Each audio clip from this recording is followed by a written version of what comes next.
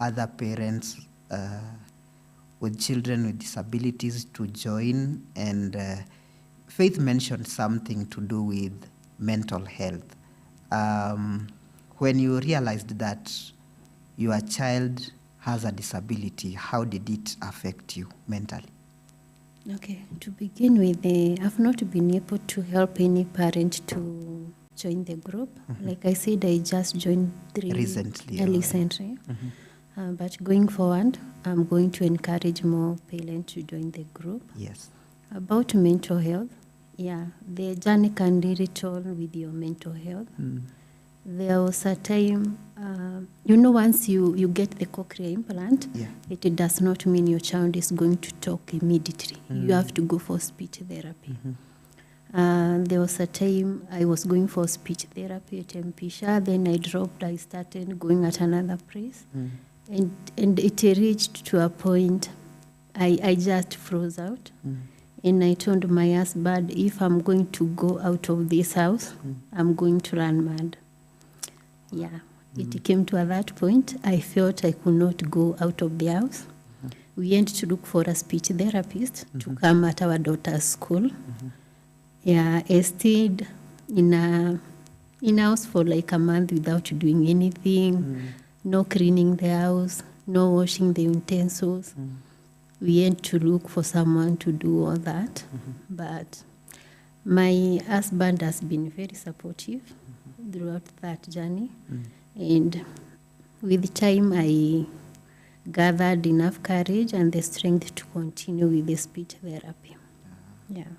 Nice. I understand accessing such devices can be quite difficult. How are you able to get the cochlear implants? Cochlear implant is very expensive. Here in Kenya, it is around 2.7 million. For the first one, we had a fundraising where we managed to get around 900K. And my doctor, I thank him, if I can mention him, Dr. Shaindra Inamda. He is an ENT surgeon at Mpisha. He told me if I could agree, he will take us to India, where it is a bit cheaper. In India, we used around 2 million together with the transport and the accommodation. The last one, I was lucky to get a donor. Morocco government, Princess of Morocco government came to Kenya last year, and she donated around 50 devices to 50 children at Kenyatta National Hospital. So your child was among the children who received the donation. So now she has to implant. In India, we did the light ear. Now we did the left one. So she can now hear with both ears. Both ears. That's nice. So, Faith, how does the forum help in maybe accessing these devices, or do you have people that you partner with to do such things? What happens? The forum is for advocacy and also to pass information. And as we just started the forum around January, we are still growing. This year? Yes. Oh. Yeah. So I think with the process of getting partners, so in future, the concerns that have been raised by the parents, maybe they'll be able to get assistance, to be able to get assistance. Also, like you see, like Winnie has shared the story. Yes. Sometimes when the parents share the story and they say this and this, you find there are people who know there's a certain NGO that sponsors this, and they refer you. You are given information, they share information. So in our forum, we are able also, a parent raises a concern, and if you know about any donor, any partner that does such a thing, you refer the parent to them. But also as a forum, we have AGI is the partner and the relationship officer, a volunteer as a parent. So we are in the process of getting partners, because it will be a good thing when our parents raise this concern. Yes. We are able to cater for all the needs they require. So we are open to partners when they come for their parents to be assisted. Have you tried reaching the National Council for Persons with Disabilities? Yes, we work together with the National Council. Nice. We work together. And as I've said, our work is advocacy. Yes. Our work is advocacy. So that's the National Council of Disability. We are just there as parents to voice as our voice, but we understand the part and position of National Council of Disability. Yes, yes. And the things they do, and we really appreciate, because also as we benefit from it. We are beneficiary from the National Council of Disability, and we really appreciate. But as parents, we have reached a place where we really have to voice out and to speak what we feel like it has not been addressed. So even as we speak, the National Council of Disability, they are still hearing us. So there are things that they are going to enable, to maybe to cater for us, maybe to, because they'll be seeing the gaps, our concerns. Yeah. Winkate, what kind of support would you need as a parent individually, and speaking as a member of the forum? Okay, I think our biggest challenge when it comes to parents with children with disability, it is schooling. When they reach the age of going to school. Sorry. It is really difficult to access school. Like where I come from Kabete. The nearby special school, I think it is Aga Khan Primary. So if you see the distance, it is a bit very long. So I would ask our government, our governors, at least we have classes in every constituency, in every ward, we have primary school. If we can have a class for children with disability, and the best teachers trained to care for them and to teach them, that will really help our children so that they can be able to interact with other children and have education as other children. The other thing, speaking on behalf of parents with Down syndrome, autism, I think the issue of Pampers, I think it is something that gets really hard on them. If we can have donors, or the government, we have a place where in the hospitals where at least they can get in the diapers. Even if it is once in a month, it can really go down on their budget. All right. To you, Faith, I'll just ask the same question, and maybe you can mention some of the challenges that you face personally as a parent with a child with Down syndrome, and you can also mention the challenges you face as a forum and the kind of support that you need. First of all, as I've said, we go for therapy 3 times a day. A week, sorry. And if most of these, our special need kids, you find that it comes to a point that it is us moms, the parents, the mom and dad, we are going to take care of our kids.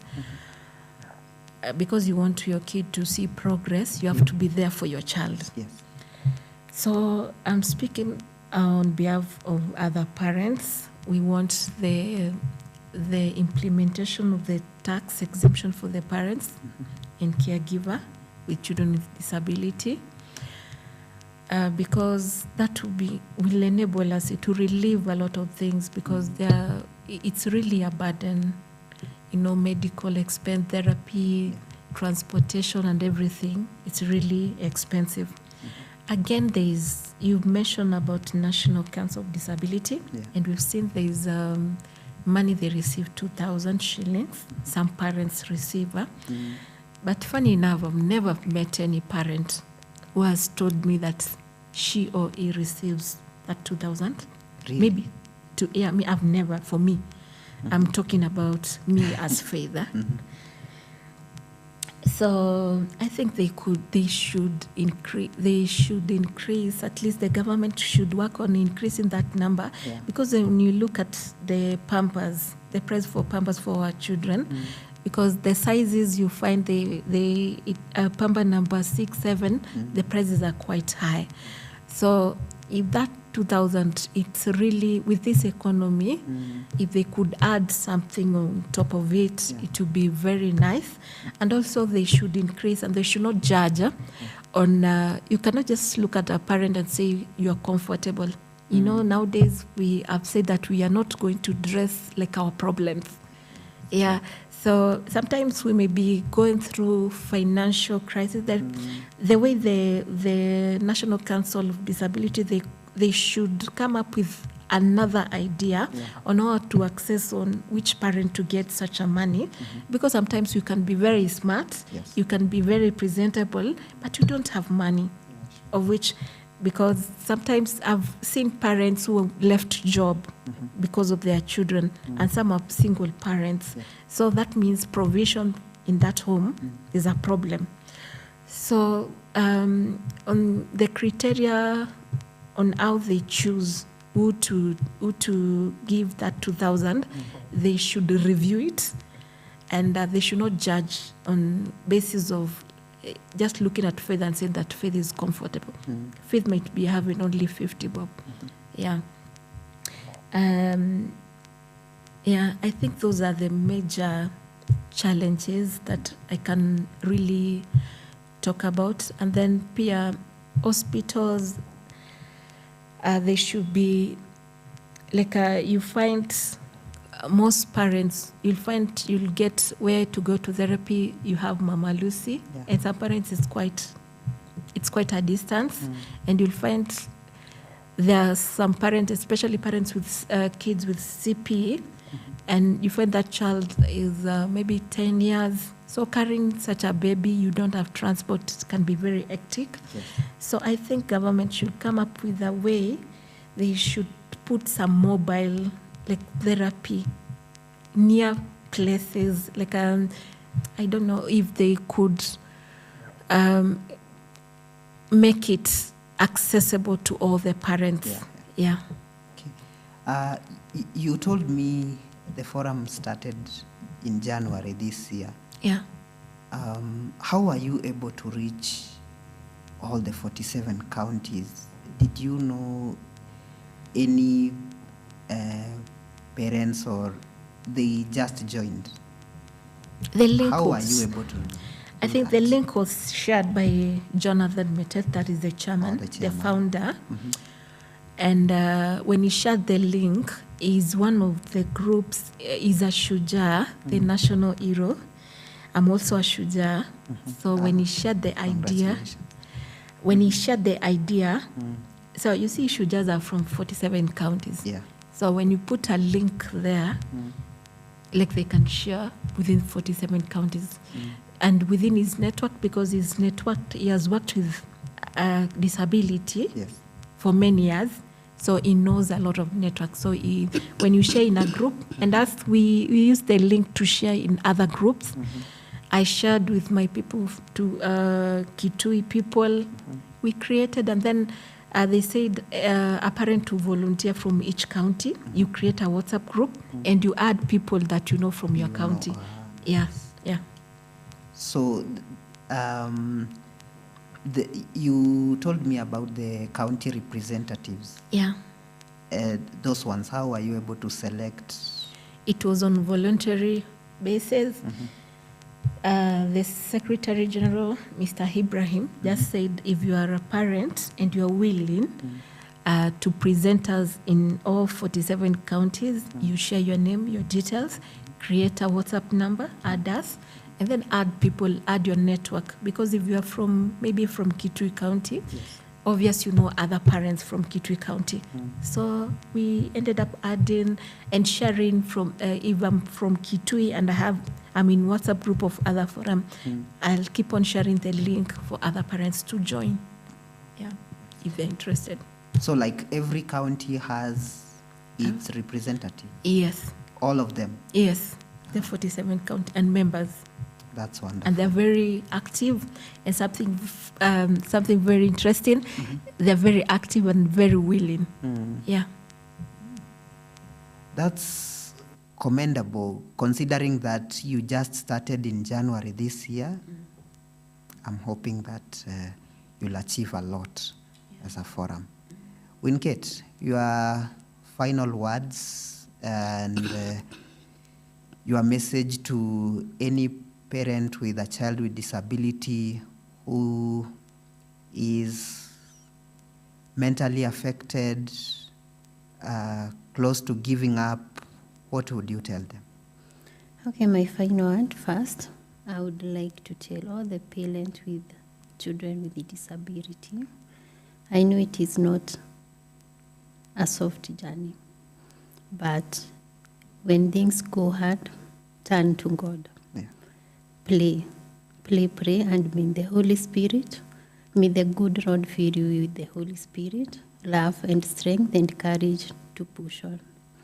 Other thing, don't hide your children. Don't hide your child. Bring your child out. Clean your child well. Dress your child well. And let your child see, the world see your beautiful baby. Yes. Usifiche mtoto. Mtoe huko nje watu wamuone, and be proud. Those children are a blessing. If you see us here, those are our blessings. Yeah. So don't be ashamed. Yeah, and we are here to support you. That's nice. Faith, as we conclude, what's your final remarks? Yeah, I'd like to encourage my fellow parents to take your issues to do with mental health. I'm a psychologist, and I know the issues to do with mental health really takes toll on us.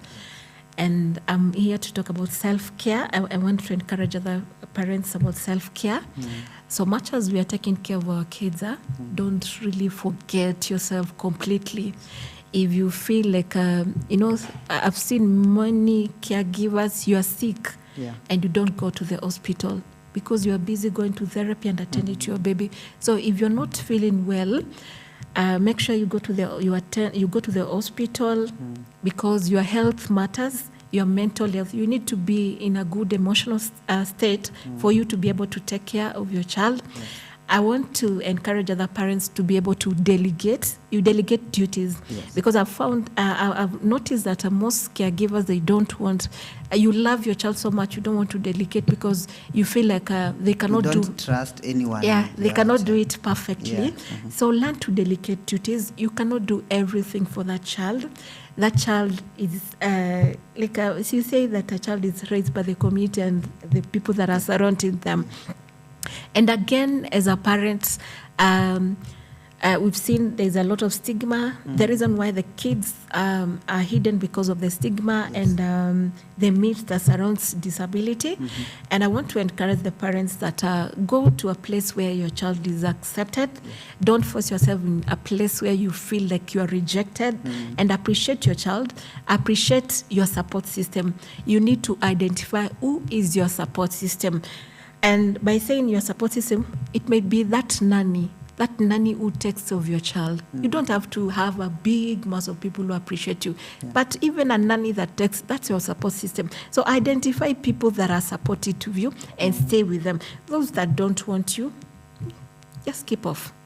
So let's really take care of our mental health. And in case you feel like you are stressed out, learn to share, learn to go see a counselor, because it's a journey that needs us to be very, very sober. Let's not hide our children. And let's speak out, especially to our young adults. We have had issues of rape for the kids, especially with those with neurodevelopmental issues. We've had a lot of rape cases. We need to speak out in such a cases. And we really need to support each other. And as a parent, just appreciate yourself, love yourself, treat yourself, and rest. Above all, rest. Find time to rest. Uingie tu kama ni Sunday, upumzike tu kidogo, because all through you've been with the child running up and down. Yeah. Tafuta tu time kidogo, upumzishe mwili. Yeah. All right, enough said. And like Faith said, as a parent, remember to prioritize yourself, because this child depends on you. Ukichoka, then the child will not have a support system.